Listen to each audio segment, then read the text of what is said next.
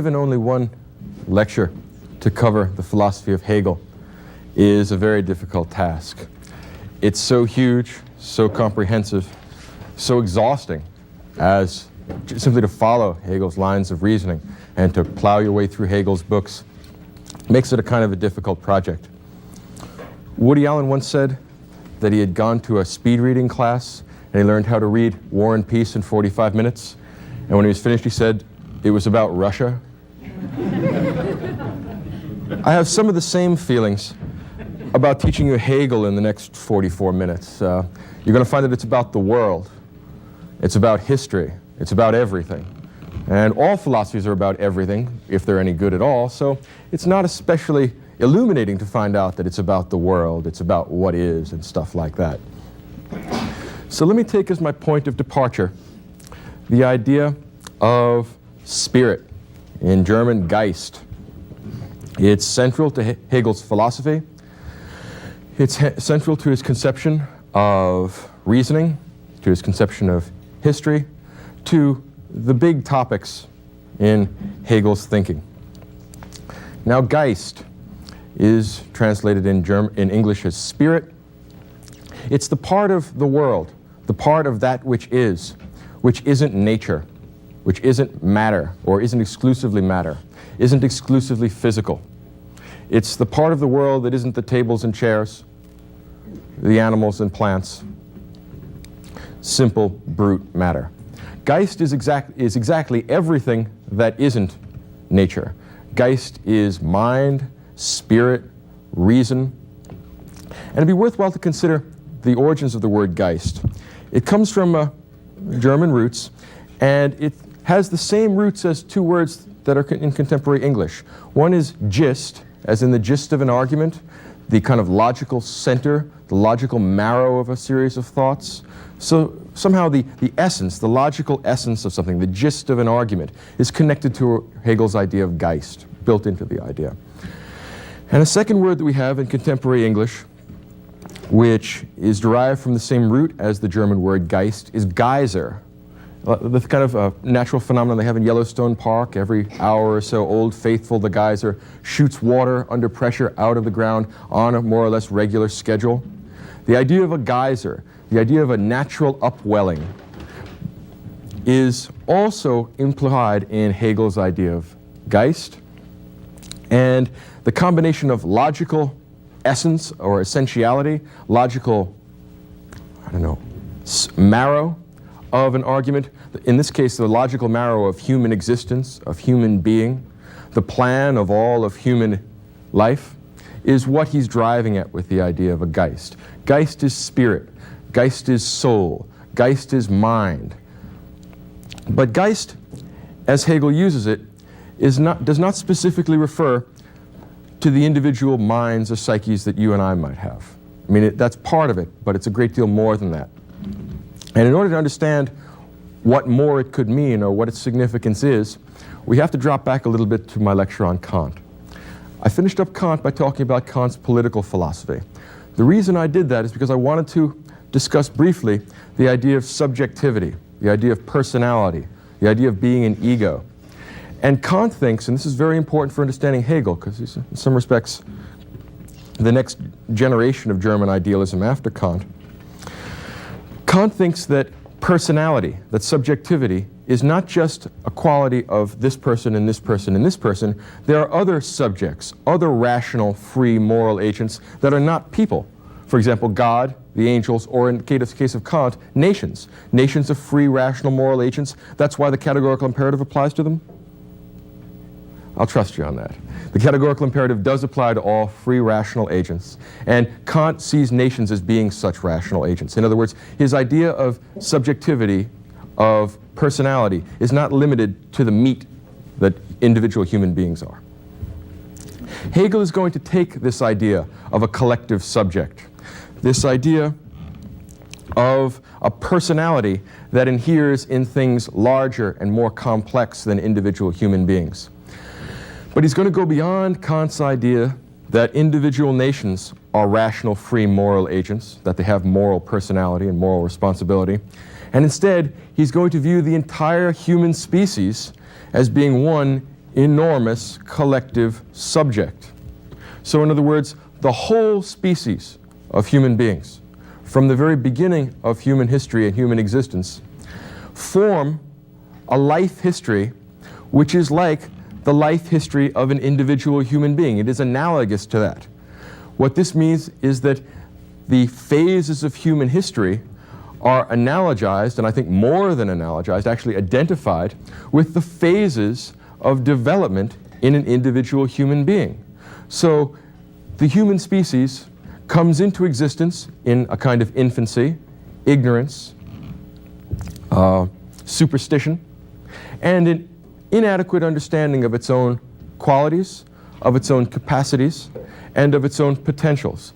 In other words, primitive human beings didn't understand the nature of the entire human project, of all of human existence, for the same reason that 5- and 6-year-olds don't understand what it's like to be an adult, because they lack the appropriate experience and they lack the appropriate development and knowledge that comes from experiencing the world. Hegel holds the view that all human beings taken together on a global, universal scale, and this emphasis on the global, the universal, is very much a part of German idealism. You hear resonances of Kant in many parts of Hegel. Hegel thinks that all human beings form one giant collective subject, and that means that we can go back and look at the actual phases of human history as the kind of life story of this giant subject. And he thinks that it is possible not only to look back on these phases of development, but actually discern the process of maturation, the process of development, the process by which this giant subject, this ultimate subject, realizes the potentials that were in it from the very beginning. In some way, this is a kind of, it's an analogy, but it has a certain plausibility to it. There is something buried deep within children that allows them to eventually become scientists or mathematicians or whatever. They have some sort of potential for logical analysis, for the comprehensive articulation of their experiences, and they also have the ability to learn from their experiences what they are and what the world around them is. And that, according to Hegel, is what the career of all of human history amounts to.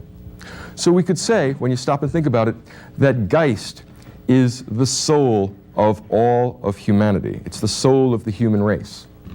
It's the part of all of human beings which is not material, which is intellectual, which is rational, which is somehow metaphysical. Okay, so he is a metaphysical thinker, very much in the German tradition, but in addition to that, he's going for much bigger game. He is trying to do what may well be impossible. He's certainly the last philosopher to attempt this project. The project that Hegel has is to present a comprehensive interpretation of human existence. It's an attempt to say, this is what human beings are, this is what their whole career amounts to, and by implication, he hopes to kind of plot the trajectory of human history and of human life and find out also where human existence is going. He honestly thinks and seriously believes that it is possible to discern the ultimate goal of human existence. He believes that it is possible to rationally find out what the goal of humanity is, what the point of human existence is. And he's certainly the last of the great philosophers to attempt such an perhaps impossible task. Now, we found when we studied Kant that in some respects, Kantian moral theory is a way of taking the biblical moral theories, the idea that we ought to do unto others as we would have them do unto us, of taking the golden rule, of taking essentially Christian ethics, and putting it in a kind of formulation which allows it to be intellectually respectable in the age of idealistic philosophical systems. In other words, Kant takes Christian morality and provides a justification for it which is independent of Scripture, but which is viewed as being essentially complementary to Scripture. There's no conflict between Scripture properly understood through right reason and the results that we get when we apply reasoning to questions like the categorical imperative, the questions of universal morality and universal ethical judgment. Well, Hegel is going to do something analogous. Hegel wishes to take not Christian ethics, but Christian eschatology, the idea that there will be an end of the world that the end of the world is part of God's universal plan for all human beings, and essentially dip it into the vocabulary and into the patterns of thought characteristic of German idealism. So where Kant takes Christian morals and gives it a logical foundation, a logical connection to the trends of Enlightenment thought, what Hegel does is take the idea of an end of the world, of a millennial change in the human condition, where there'll be a reconciliation between God and man.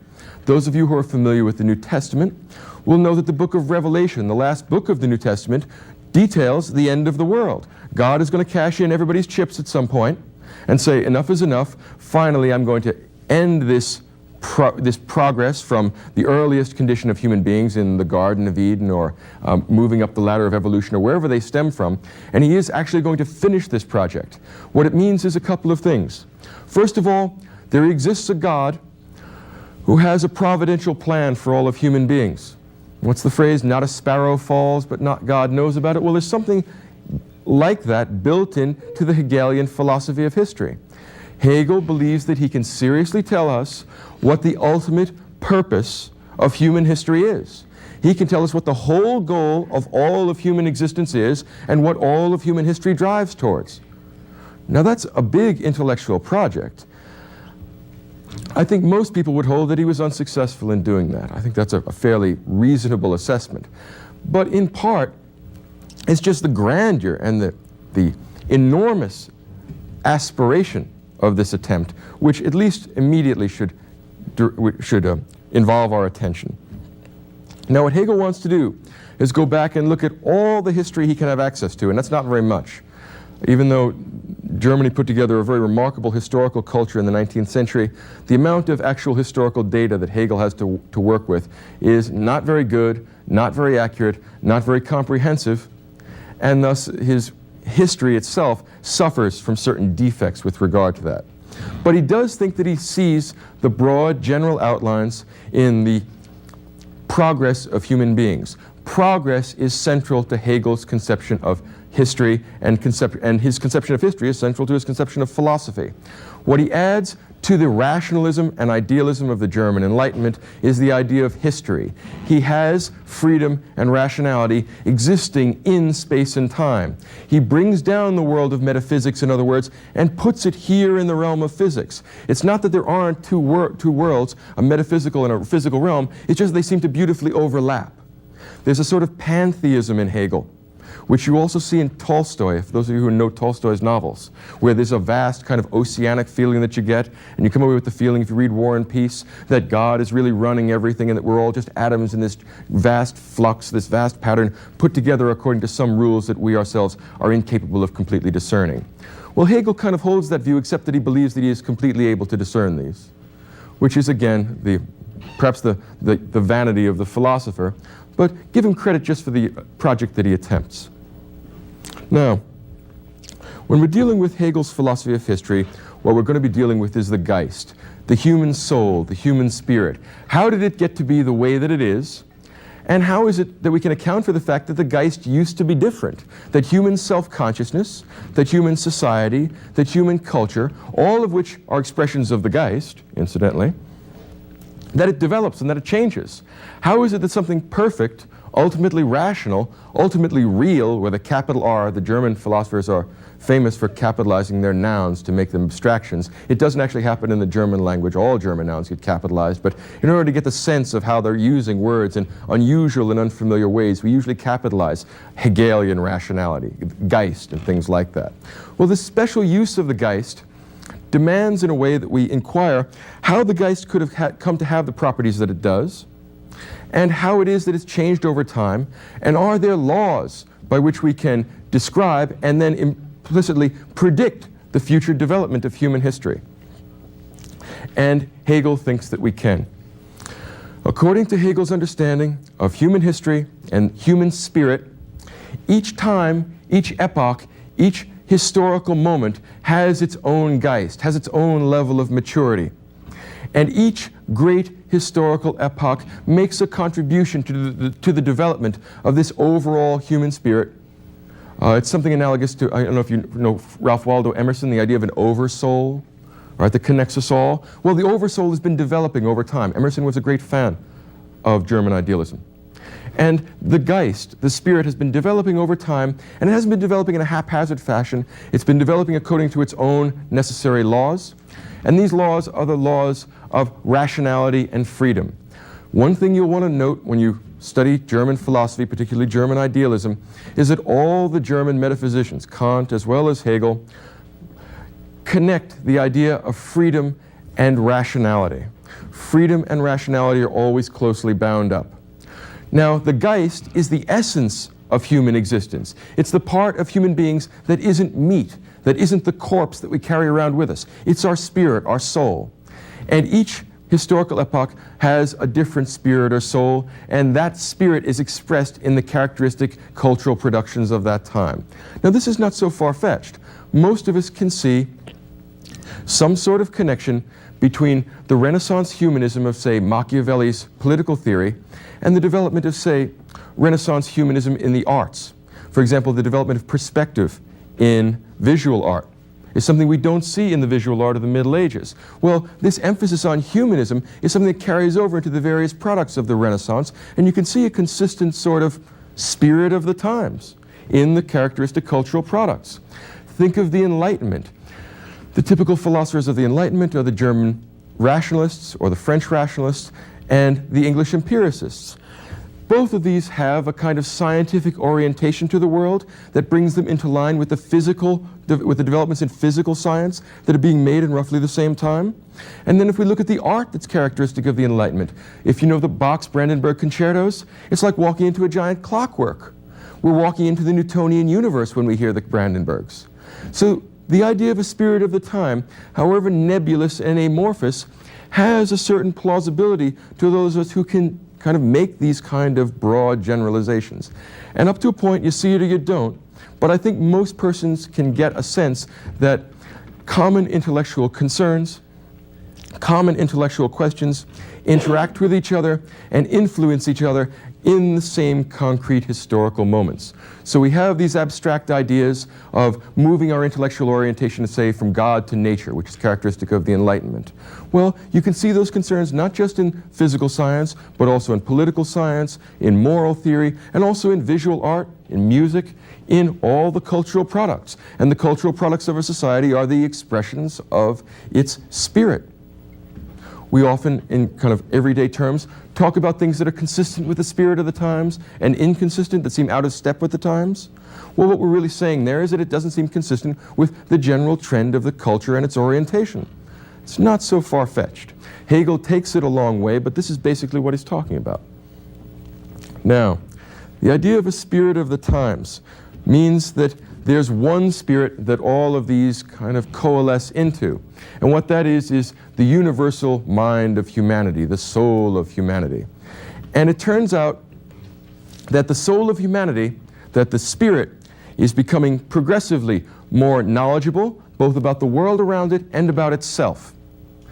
As spirit, which is the kind of general, collective, universal human soul, becomes more conscious of itself, it becomes more conscious of its essential characteristics.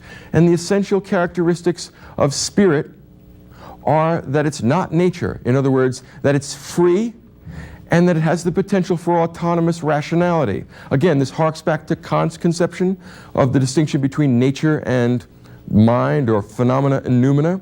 Well, Hegel is going to connect these over, have phenomena and noumena in some respects overlap, but hold on to certain metaphysical tinges here. In other words, he wants to have it all. He wants an entirely this-worldly, historically comprehensive treatment of human existence, and he wants to have God, freedom, spirit, rationality with a capital R, continental sense of the term. So he wants it all.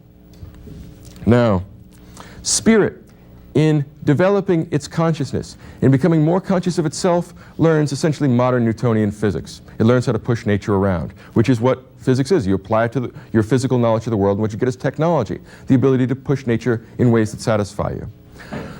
The other thing that spirit learns is about itself, and what it learns is that it's free, that it's rational, and that it's somehow separate from nature.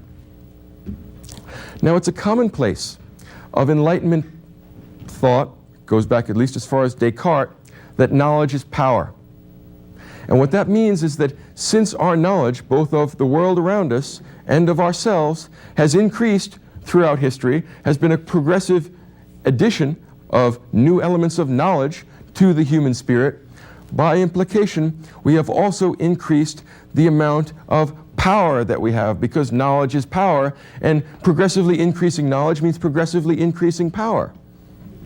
Now, we have to ask ourselves, what happens when we calculate out the trajectory of this, to use a sort of Newtonian image? When we figure out, more or less graphically, where this gradual increase of knowledge and power goes, what it goes is to the absolute completion of all of knowledge and all of power. Where else would it go if you stop and think about it? If we can continue this on more or less forever, because although individual human beings die, the species seems to go on without much of a chance of dying, well then add the idea of not just temporality, but eternal temporality to this process. What does that mean? It means that human beings are progressing in self-consciousness, which means that they are progressing in their knowledge of themselves and the things around them, which means that they are gradually increasing their knowledge, which means that they are gradually increasing their power, and the final limit, the final end, the ultimate purpose of human existence is the finishing of this project of increasing our knowledge and our power. Now there's a being that's all knowledgeable and all powerful. You may have heard of him. It's God. Now when I said earlier that what Hegel's philosophy is Christian chiliasm, or Christian millennialism, or Christian eschatology, the end of the world, the unification of God and man, God's final ultimate judgment on human existence.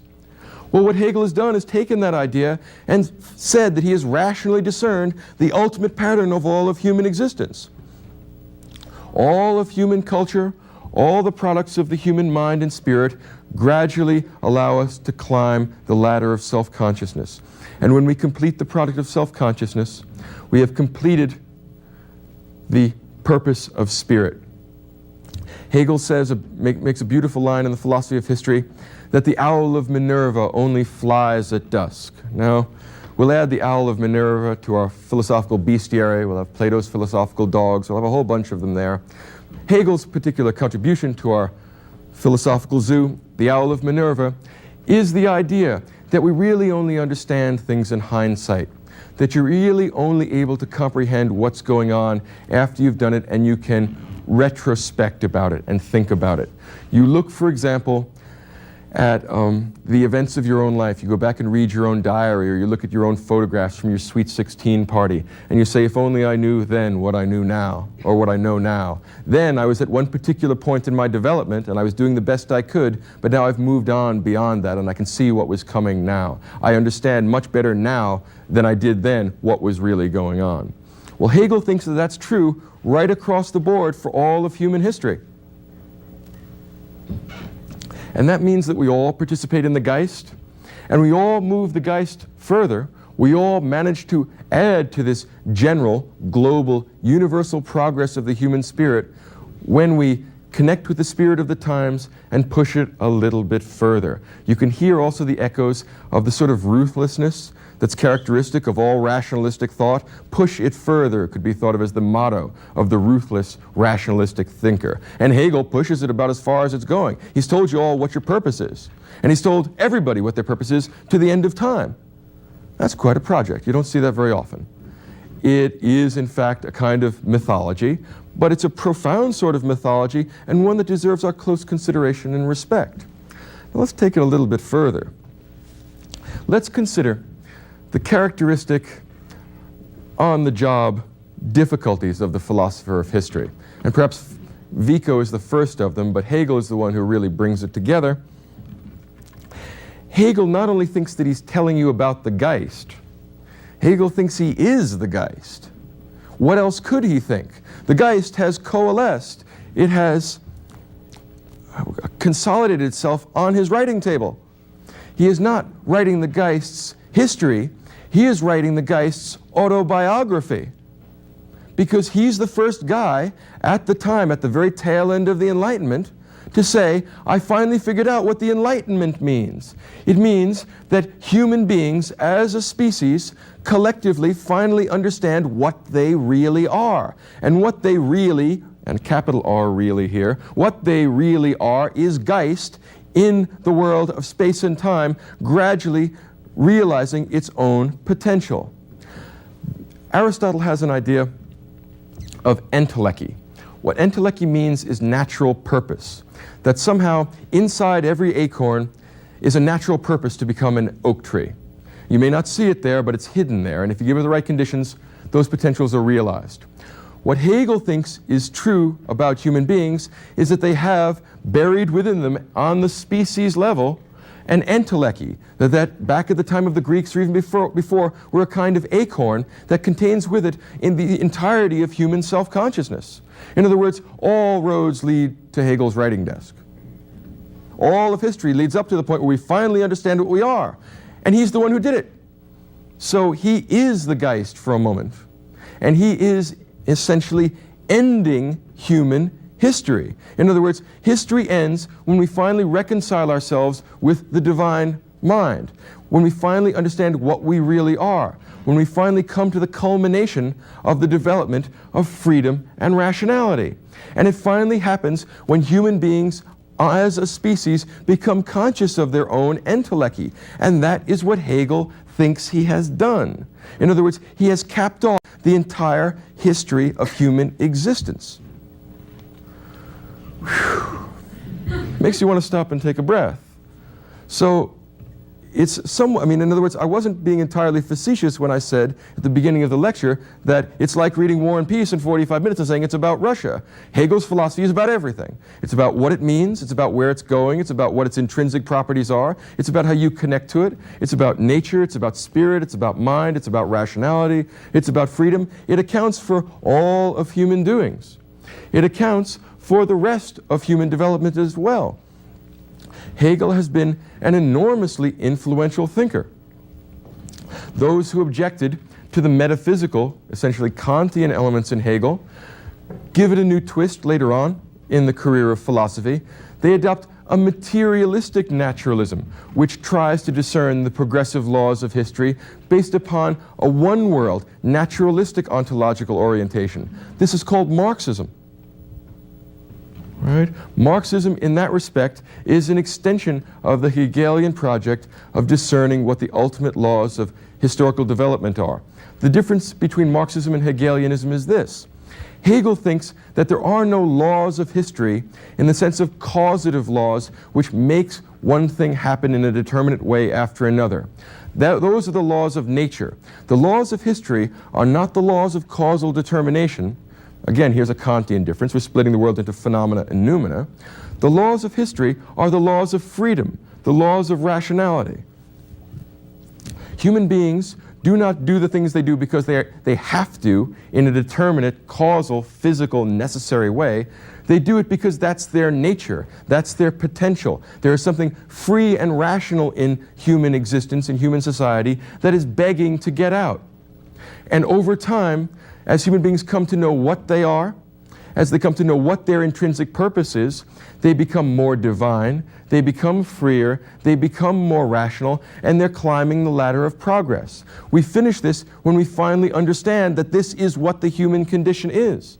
That we are essentially not just spirits in a material world, but we are part of a giant spirit, which is the only thing in existence that is not nature.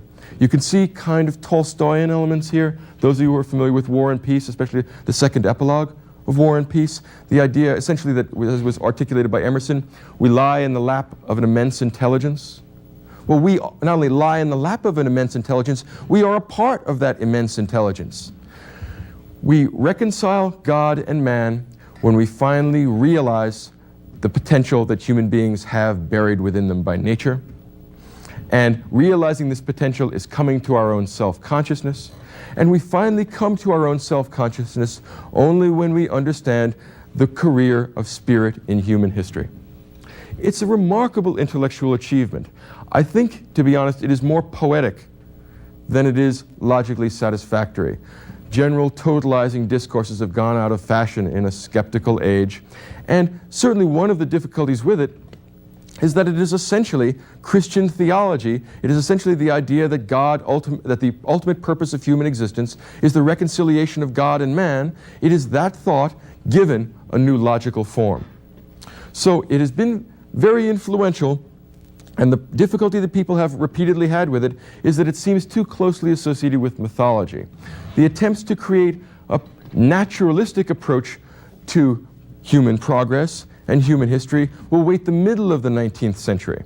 Marx will attempt to do it, and in some respects, all of the evolutionary naturalism that we find in the philosophy of the 19th century is a part of this Hegelian attempt to bring into philosophical consideration history and the process of human development.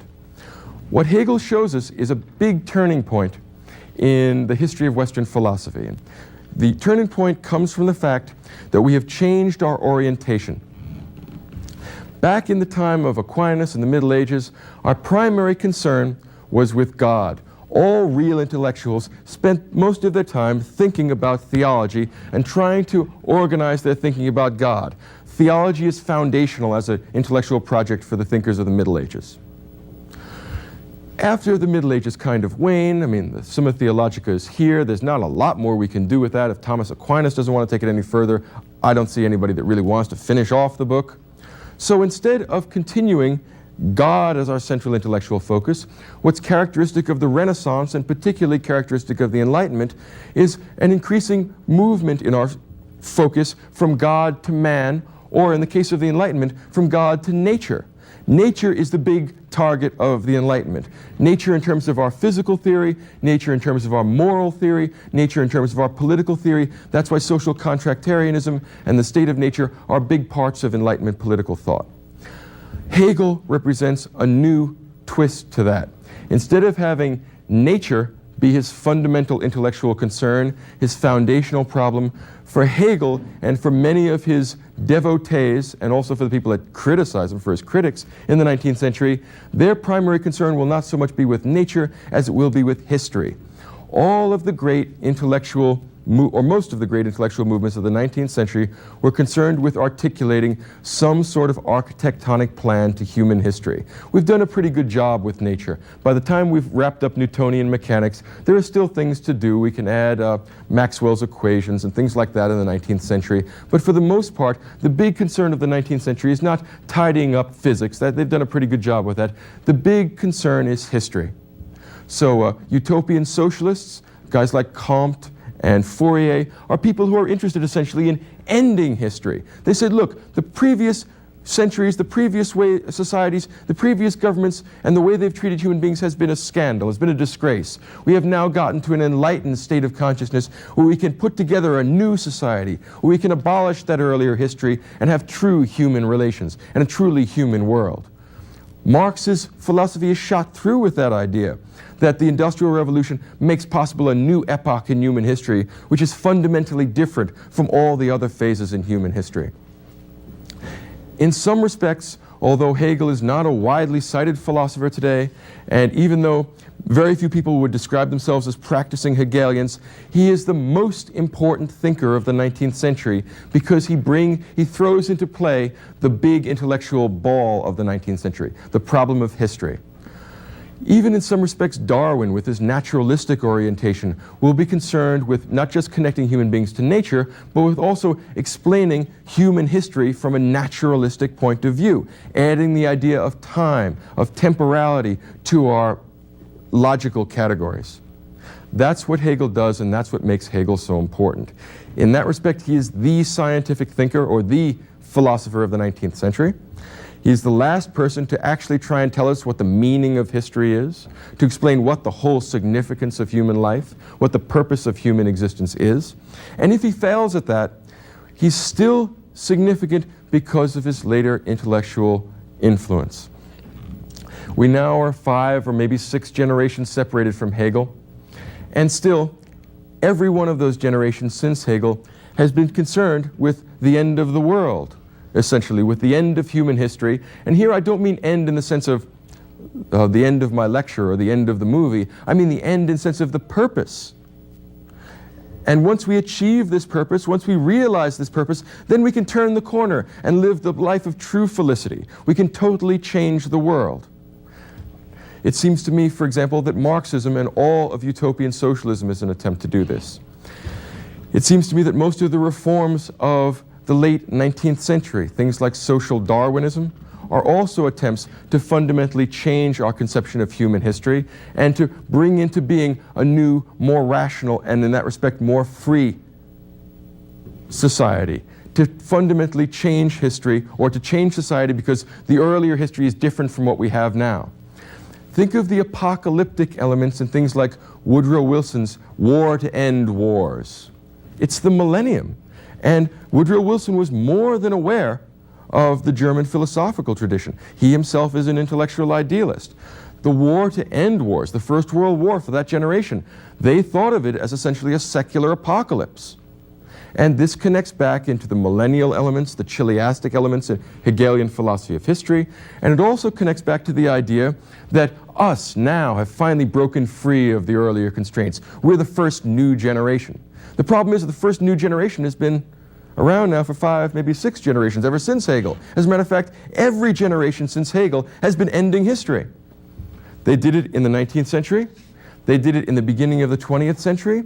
Think of something like Daniel Bell's End of Ideology in the 1950s at the end of the First World War. It's the end of history. I would also say that modern intellectual trends and practices are, with varying degrees of comprehension, the heirs to Hegel's end of history argument.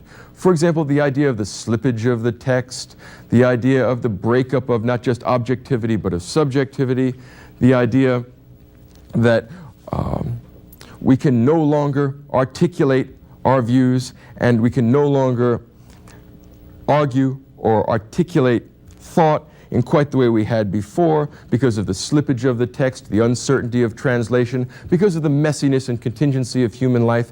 What I think that amounts to in thinkers of the 1980s and 90s, and I bring this in because somebody in one of my lectures last weekend talked about deconstructionism and talked about what was the other? Derrida, I believe it was. It seems to me that all of these arguments are essentially disguised end of history arguments. That something fundamentally different and new and important is happening to us right now that makes us totally different from all the other generations who have been stuck and enchained to the earlier traditions of Western philosophy. The problem is that this is nothing new. We've been doing this ever since Hegel. And in that respect, all of these end of history, or these crypto end of history arguments are in fact homage to Hegel.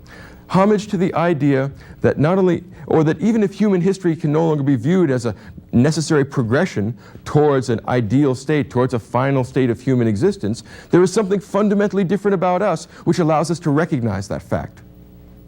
Well, the idea that we fundamentally turned a corner with us sounds like it's real new and really exciting, and it thrills undergraduates when you tell them stuff like that. My point is that it is probably at least 150 years old. And when you stop and consider that, it takes a lot of the sting and I think a lot of the force out of the rumors that Western philosophy and the Western intellectual tradition has declined on account of the decentering of speech and things like that. In fact, we've been decentering things, we've been ending the world, we've been turning the corner, we've been starting something totally new for a century and a half now. And that most of the people who think that they are breaking this new ground are actually traveling well-worn paths and changing the vocabulary with which they articulate that. And not only that, but most of them don't recognize that fact, and if you pointed out, or if you told them that most of this is implicitly Hegelian, they would laugh at you and say that you don't understand, and I suspect that this is a misapprehension, not just characteristic of our own culture, not just characteristic of our own time. Ever since Hegel gave us the idea that history had a meaning and that all of human existence has some cohesion to it, everyone has felt that they were in a privileged position of knowing that they were somehow at the end of this. It has to do, as I said with Hegel earlier, with the occupational hazards of being a philosopher of history. Every philosopher of history cannot help but believe that the history of philosophy leads up to them. Thinking about the history of philosophy, what else would it lead up to? It leads right up to here and now, and what I'm doing here and now is thinking about the history of philosophy and also the philosophy of history, and it turns out to be me. And so we must forgive Hegel his perhaps megalomania, the idea that he had finally broken through the cosmic egg, that he had cut the Gordian knot, that he had finished solving the ultimate mystery of human existence. It has to do with something, with a sort of myopia, with a sort of intellectual distortion that is introduced into thinking about the history of philosophy and the philosophy of history, of temporalizing the development of rationality. When you temporalize and turn the history of philosophy into a series of phases, the last phase has to be you. And the last phase has been us for about 150 years now. I have no doubt that in the next century, again, here's charting out that Hegelian trajectory, there's going to be a whole new generation of philosophers that want to get tenure, that are going to have to get rid of this earlier generation and really turn the corner and have a new, totally changed end of history. It could be that we'll never get beyond Hegel in that respect, that we all feel the need to create a novelty that is spurious but entertaining.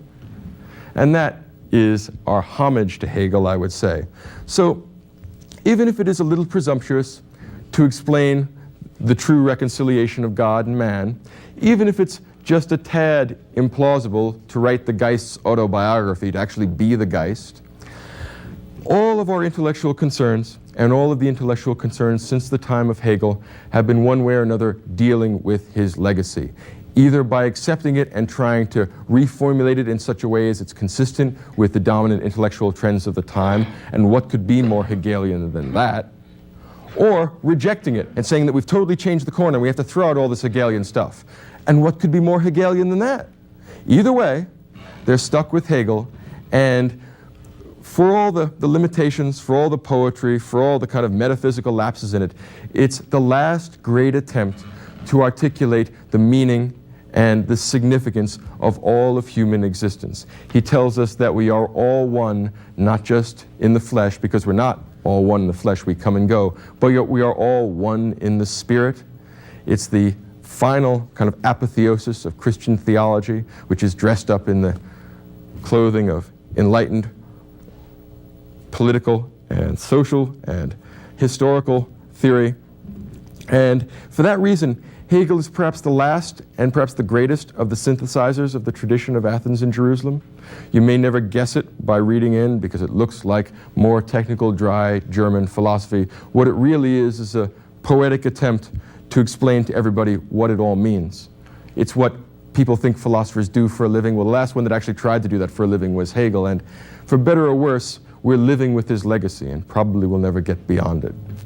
Homage to Hegel.